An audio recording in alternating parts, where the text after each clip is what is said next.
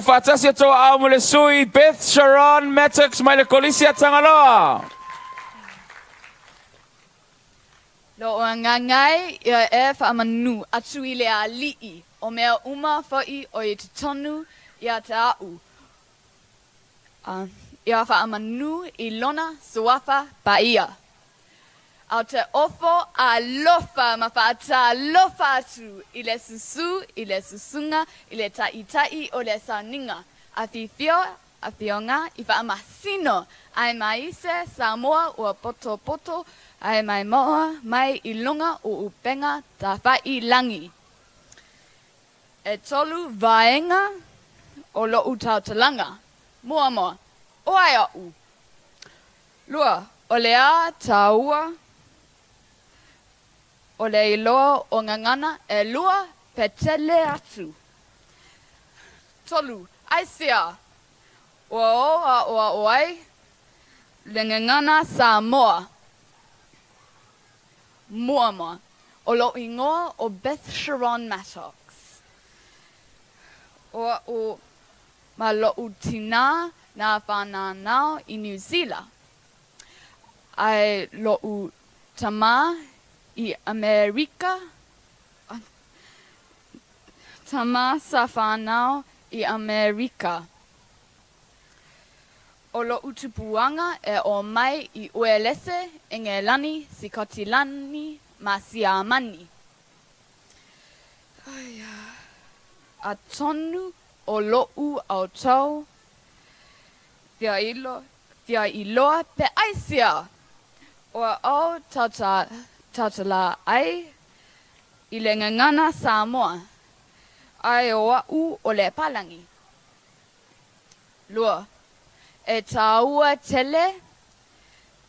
Lo iloa ina pesili atu foi.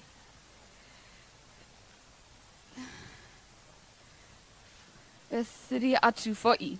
Aisia awa e faale leia ai lo'u mawhawhao. Maola le lei ai foi lo'u whaiai.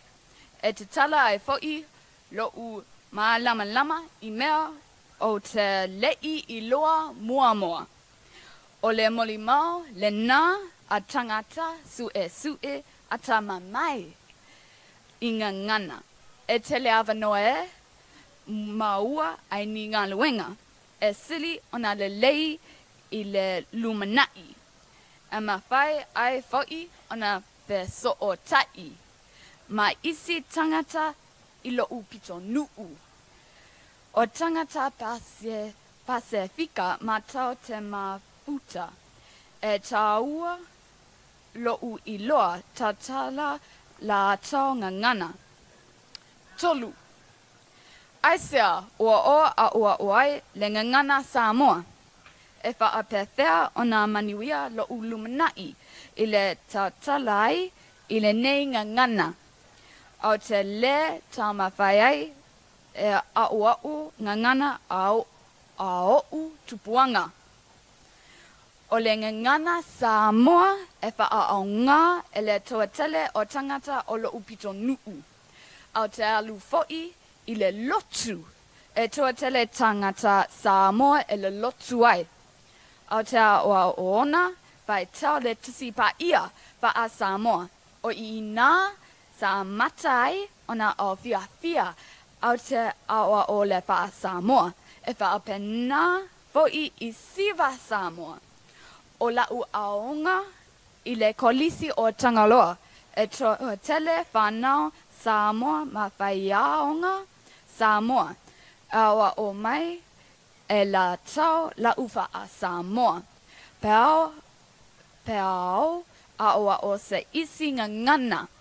Ia wha a li lo'u whaaloalo iai. Au te tala noa whiawhia ma talie ma la tau. Pe wha a ma losi fo I se isi pea ma whatia. Au te manatu ia ta tau ona o ta ofi ma o lea ngangana aua e pele ia I la tau. O leala lea o lo'u whiawhia e aua o le wha a Samoa. ina ia la tau ma lama lama ai fo'i ia ta'u.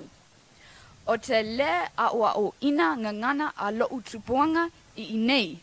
A ua ele ao ngā ia te au I lenei atu nu'u. Se vangana ua o alu ina atu nu'u ona au te tala ai fo'i lea. Ua uma o umanatu.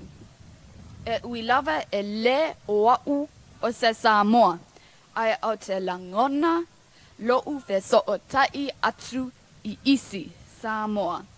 Ona o upu au te tautalai ma uinga o pese Samoa e ma tua tumu I le alofa. O le isi I tu matangofie au te le o ola tuatasi a wā wa iai lo'u au wainga matau te feso o tai. O la ngona nā o au nei. I le tāua o le iloa o ngangana e tele, pa a whetai lava, pa a whafonga o mai, soifua.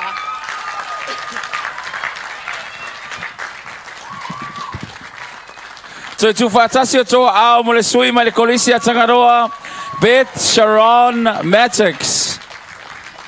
Vaaila, Matango fie tapenanga. Well done, Bethsharon.